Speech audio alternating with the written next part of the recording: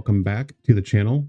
As promised, I am going to do the instructional videos for Yardmaster Plus, and we're going to start with the logical first step, which is going to be the setup phase of getting all of your data into Yardmaster Plus. So that's going to include your rolling stock, your towns, your tracks, and then your industries. You have to have all of this in the system before you can then start using the different features. To get started, we're looking here at the dashboard, but we're going to first move over to settings just to get started here. In settings, you're going to have a railroad name and division option right here. You can also put your railroad logo and your railroad map if you have one up right there. And that's not necessary. It's going to help. The railroad name is going to appear in your header, and then your division will also appear there, but that'll also show up on reports later on. So it's kind of nice to have. There's also going to be some other settings in here that you can, mess around with later on if you choose to do so. We'll talk a little bit more about that in another video. But we're going to go right into the setups. So you click on your top menu bar here, go to setup. You're going to have 4 options: rolling stock, towns, tracks, and industries. You're going to want to go through all of these. You're going to want to start with rolling stock. And in here, I've given you some options on how to do it. Because some people, they're going to have a lot of bits of rolling stock that they need to add in. So I've given a couple different options right here. Now you can just do the simple one if this might work, especially if you have a smaller fleet. You can just click add car, and then you can just enter in the necessary information right there. Next, you got a bulk entry. This way you just click on bulk entry and you can start adding in a bunch of cars at the same time.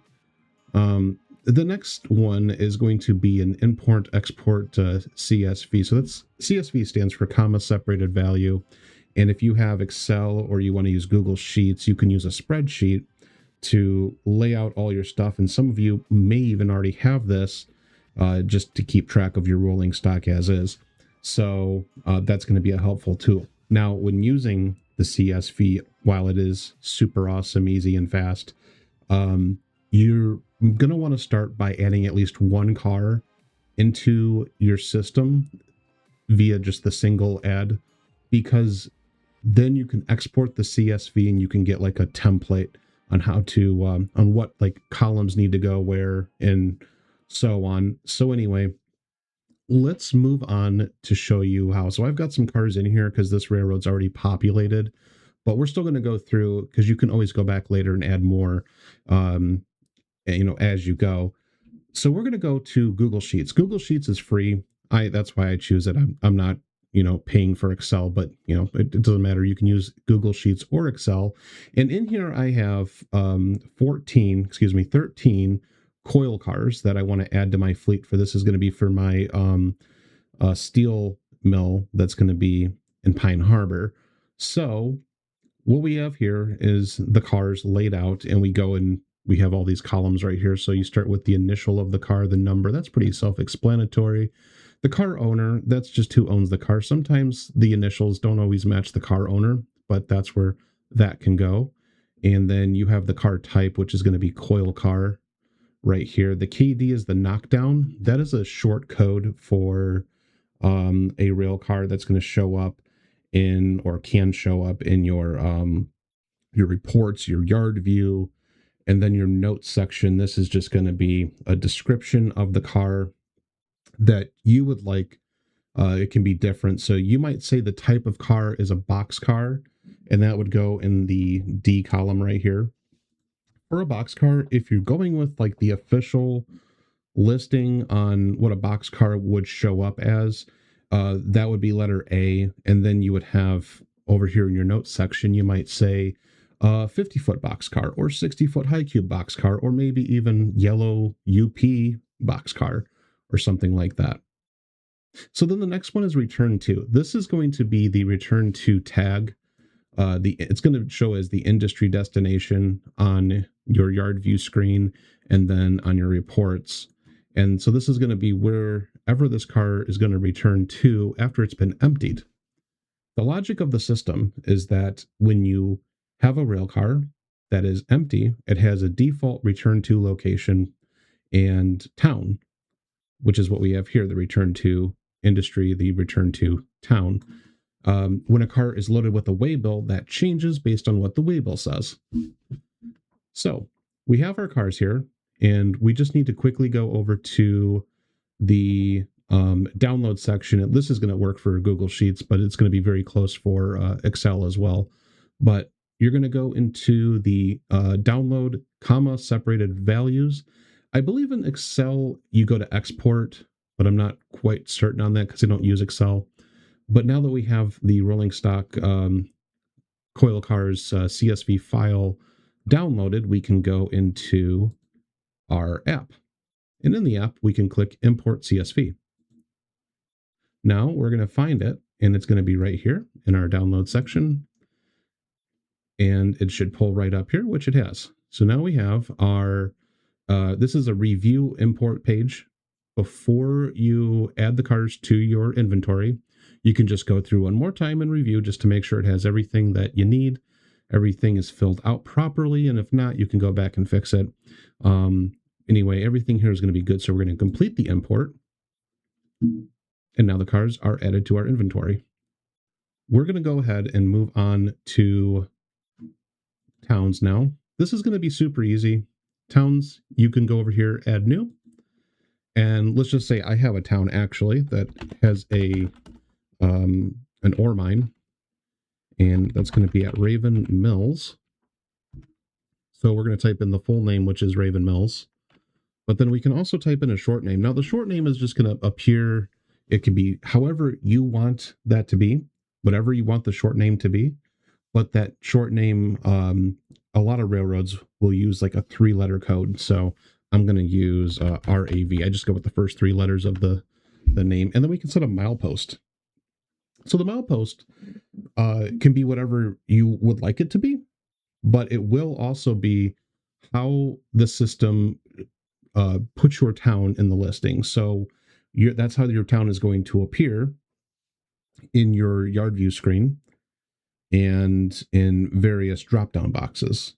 So it does have some function, but again, it's not super important to have absolutely correct. But we'll go ahead. We're gonna say that the milepost for this is going to be oh shoot, I guess I should have thought real quick. I think we're gonna have this as milepost 93, but I might have that wrong. I might have to go back and adjust it.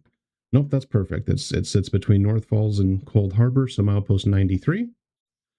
And now it sits down here in the list. Okay, so moving on to tracks. After you have your towns set up, now you can go in and set up your tracks. You got to do it in this order because your tracks are going to rely on you tying it to one of your towns. That being said, we have the export and import CSV options available here as well. We also have the bulk entry. That way you can add multiple tracks at the same time.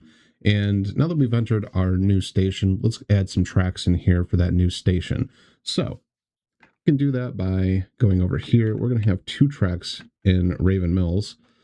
We're going to name the track first. This is the full name for the track, which will be, we're just going to say RM loader.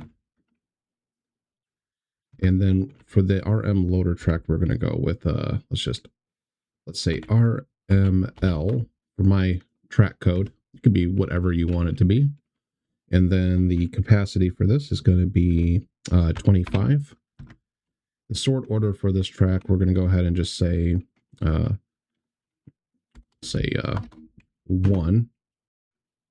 The town is going to be Raven Mills that we just added here. That's where you have to make that tie on.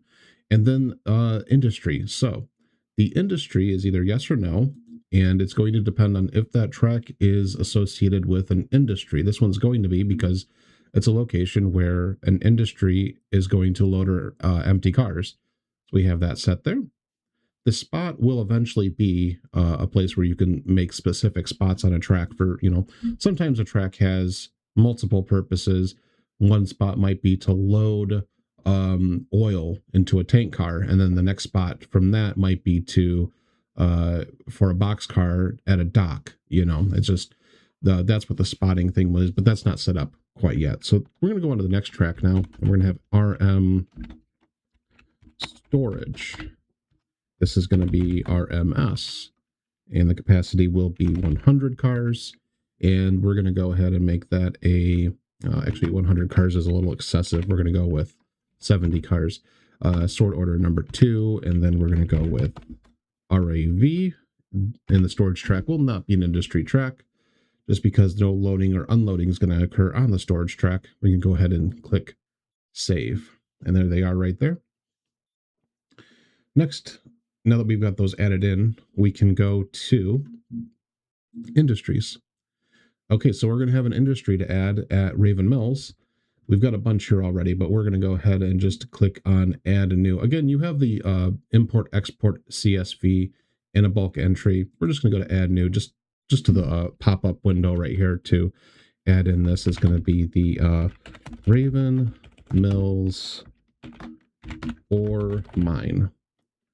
And then an industry tag. This is going to be whatever short name you want to appear on your paperwork and in yard view.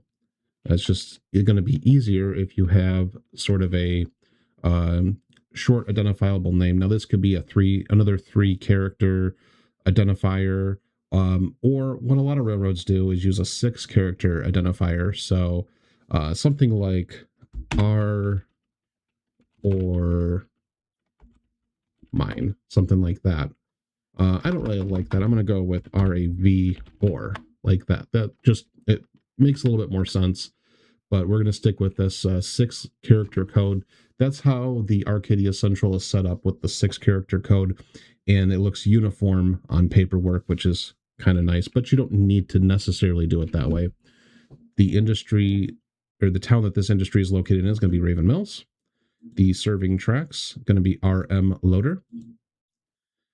This closed gate. So the closed gate will eventually be set up for some of our automation features, but what closed gate means for your industry is that it's an industry where the customer is going to request the cars spotted instead of the railroad just showing up and spotting cars as soon as they arrive to that town.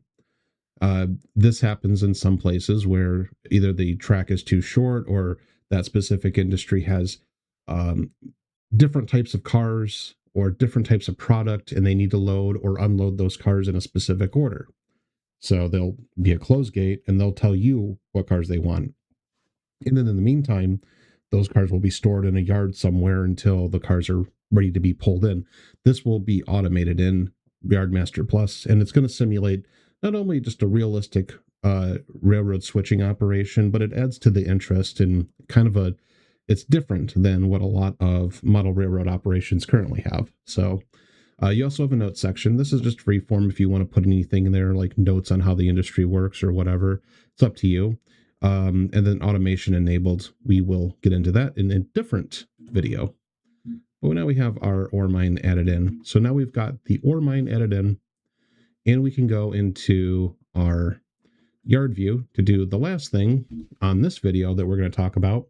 You now have everything set up, and you're probably looking at all of your stations and your tracks here in the yard view, and you're not going to see any cars on them. It should be all zeros for you at this particular point. But if you look in the upper right corner right here, we have this offline button. You're going to click that button. This is going to be where all of your cars appear. All cars appear in the offline section when they are this is where they default, I should say. This is where they're going to default appear when you first add them into your records, to your inventory. So you'll go here and you'll find your cars.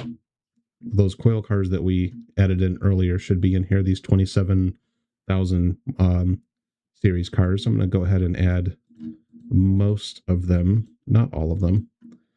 And we're going to go ahead and set them to a location. The location that they're going to appear at first is going to be at the Pine Harbor Steel Mill, which is right here. And I can click move. And then real quick, I'm also going to add some of these cars to the Conrail interchange. So we're going to take those ones and move them to the Conrail interchange track. And now we can go back to Yard View. And we'll go to that Pine Harbor Steel Mill, and there the cars are.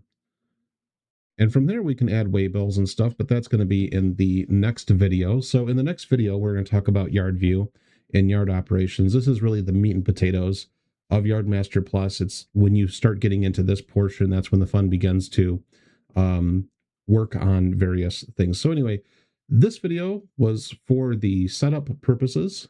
The next video, we'll get into the functionality of Yardmaster Plus. So I really appreciate you guys watching. If you have questions or comments, please leave them in the comment section. I will get back to any comment that I see. And I will see you guys in the next one.